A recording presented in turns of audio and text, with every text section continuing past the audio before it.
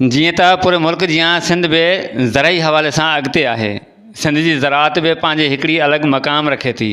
तोड़े जो सिंध जे पोखियल हर आबादी मुल्क जे ॿियनि सूबनि जी भेट में कंहिं खां घटि न आहे। सिंध में तक़रीबन हर तरह जे फसलुनि भाॼियुनि खां वठी मेवनि ताईं आबादगार सुठी जदोजहद कंदा आहिनि। सिंध अंदरि फसलुनि में कमंद, कणक, मिर्च, फुटी, तुरियो, मेवनि में केलो, गिदरो, छाहीं, अंब, ज़ैतून, सूफ़, ॿेर ऐं लीमा पिणु पोखिया वेंदा आहिनि। जॾहिं त सब्ज़ियुनि में तुरियूं, गुआर, मटर, टमाटा, मेहा, भींडियूं पिणु पोखियूं वेंदियूं आहिनि।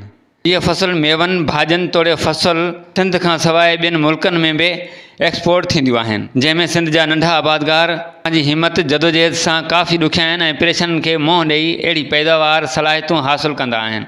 पंहिंजे पेट ख़ातिर रातियुनि जो सियारो ऊन्हारो हिकु करे फसल खे तयारु करण में अहम किरदारु अदा कंदा आहिनि। सिंध जे आबादगारनि खे हुकूमत तरफ़ां को बि रिलीफ नथो ॾिनो वञे। तंहिं करे आबादगार मुआशी तौरु मायूसी जो शिकार आहिनि। आबादगार खे ज़मीन जी तयारी लाइ सभ खां अॻु ज़मीन खे खेड़ी कराइणी थी पवे। डीज़ल ऐं पेट्रोल जे अघनि में तेज़ी सां वाधि थी रही आहे, जॾहिं त फसलुनि जा अघु उते जो उते बीठल आहिनि।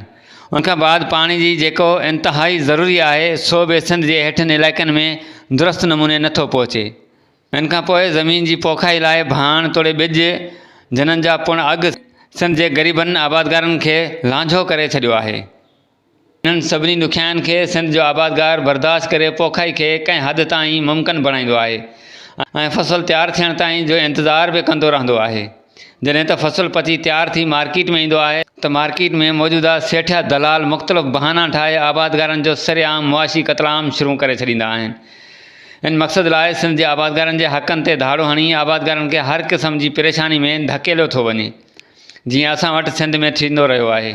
जे हिते टमाटर जो फसल तयारु थी मार्केट में मस पहुचे थो त वरी पाड़ेसरी मुल्क खां ऑर्डर ॾेई टमाटा घुराए सिंध जे आबादगारनि जे हक़नि ते धाड़ो हयो थो वञे। अहिड़ी रीति सिंध जे आबादगारनि सां सरासर नाजाइज़ियूं थींदियूं रहियूं आहिनि। उन बाद जे हिन वक़्तु कणक जी सीज़न जी शुरूआति थी त हुकूमत जो मुक़ररु अघु 4000 खे थुॾो हणी कणक 3500 ते ख़रीद कई पई वञे, जॾहिं त हिन चेट जी सीज़न में अटो आवाम खे 6000 फ़ी मण विकिरो कयो पियो वञे। जे कमनि जूं मिलूं हलनि थियूं त मिल इंतिज़ामिया कमनि जा हथ ठोकिया अघु मुक़ररु करे थी छॾे। इन रीति सिंध जे आबादगारनि खे नुक़सान तरफ़ धिकियो थो वञे। सिंध हुकूमत खे तोड़े सिंध जी ज़राअत खे गुज़ारिश थी कजे त सिंध जे आबादगारनि खे मुआशी नुक़सान खां बचाइण लाइ सिंध सरकार खे वधीक जोगाव पा वठणु घुरिजनि।